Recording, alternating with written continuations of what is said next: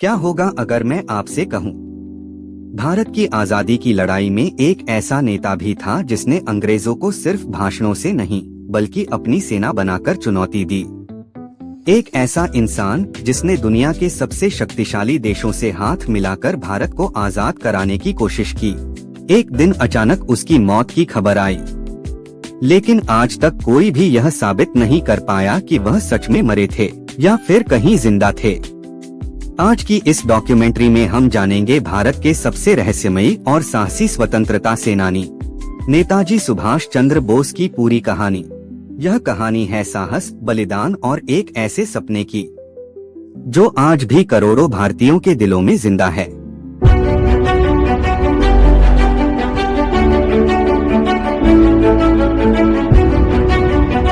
तेईस जनवरी 1897 उड़ीसा के कटक शहर में एक बच्चे का जन्म हुआ। उसका नाम रखा गया सुभाष चंद्र बोस।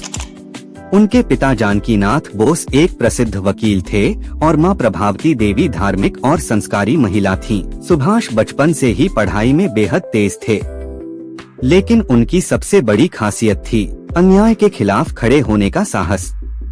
स्कूल के दिनों से ही उनमें देशभक्ति की भावना जाग चुकी थी। वह स्वामी विवेकानंद और श्री अरविंद के विचारों से बहुत प्रभावित हुए।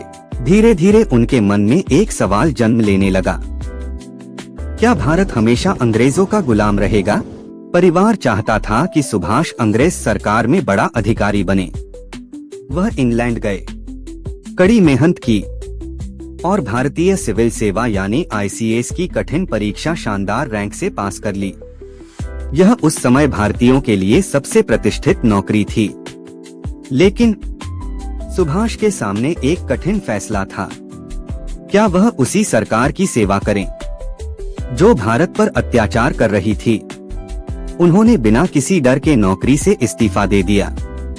उन्होंने कहा, मैं गुलाम भारत की सेवा नहीं, स्वतंत्र भारत के लिए संघर्ष करना चाहता हूँ। यहीं से शुरू हुई एक महान क्रांतिकारी यात्रा।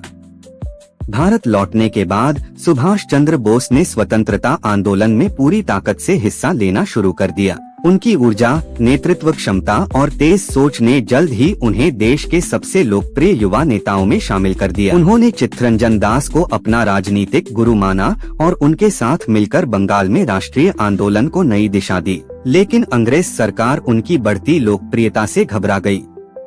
उन्हें कई बार गिरफ्तार किया गया। जेल की कठिन यातनाएं भी उनके हौसले को तोड़ नहीं सकी।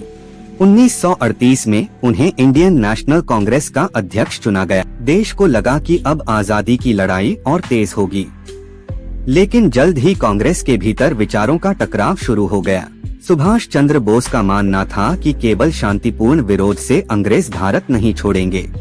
वहीं महात्मा गांधी अहिंसा और सत्याग्रह के रास्ते पर विश्वास करते थे। दोनों का लक्ष्य एक था, भारत की आजादी, लेकिन रास्ते अलग थे। 1939 में सुभाष चंद्र बोस दोबारा कांग्रेस अध्यक्ष चुने गए। फिर भी लगातार मतभेदों के कारण उन्होंने अध्यक्ष पद से इस्तीफा दे दिया। इसके बाद उन्होंने फॉरवर्ड ब्लॉक की स्थापना की।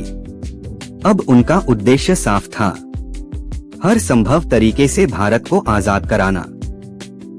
उन्हें पता था कि आगे का रास्ता बेहद कठिन है, लेकिन वे पीछे हटने वालों में से नहीं थे। एक ऐसा फैसला उनका इंतजार कर रहा था जो पूरी दुनिया को चौंका देने वाला था। 1941 अंग्रेज सरकार ने सुभाष चंद्र बोस को उनके ही घर में कड़ी निगरानी में रखा हुआ था। हर आने जाने वाले पर नजर थी। ब्रिटिश अधिकारियों को पूरा विश्वास था कि अब सुभाष कहीं नहीं जा सकते, लेकिन वे नेताजी को नहीं जानते थे। 16 जनवरी 1941 की रात उन्होंने एक साहसी योजना को अंजाम दिया। उन्होंने अपनी दाढ़ी बढ़ाई, पठान जैसा वेश धारण किया और अपना नाम बदल लिया। रात के अंधेरे में वे चुपचाप घर से निकल पड़े। उनके भतीजे ने कार चलाकर उन्हें कोलकाता से दूर पहुंचाया। इसके बाद वे रेल और सड़क मार्ग से उत्तर पश्चिम की ओर बढ़े। कई दिनों की जोखिम भरी यात्रा के बाद वे भारत की सीमा पार करने में सफल रहे। वहां से वे अफगानिस्तान पहुंचे, फिर सोवियत संघ के रास्ते जर्मनी पहुंचे। यह मिशन इतना गुप्त था कि अंग्रेज सरकार को कई दिनों तक पता ही नहीं चला कि उनका सबसे बड़ा विरोधी भारत छोड़ चुका है। जब सच सामने आया तब तक बहुत देर हो चुकी थी। अब नेताजी का लक्ष्य था भारत की आजादी के लिए अंतर्राष्ट्रीय समर्थन जुटाना। जर्मनी पहुंचकर नेताजी ने भारत की स्वतंत्रता के लिए समर्थन जुटाने की कोशिश की। बाद में वे समुद्र के रास्ते एक अत्यंत जोखिम भरी यात्रा कर जापान पहुंचे। यहीं उन्होंने भारतीय युद्धबंदियों और प्रवासी भारतीयों को संगठित कर आजाद हिंद फौज (ईना) का नेतृत्व संभाला। उन्होंने सैनिकों के सामने एक ऐसा नारा दिया जो आज भी पूरे भारत में गूंजता है, तुम मुझे खून दो, मैं तुम्हें आजादी दूंगा। हजारों युवाओं ने उनके आह्वान पर आजाद हिंद फौज का हिस्सा बनना स्वीकार किया। नेताजी का विश्वास स्पष्ट था, आजादी मांगी नहीं जाती, उसे हासिल किया जाता है।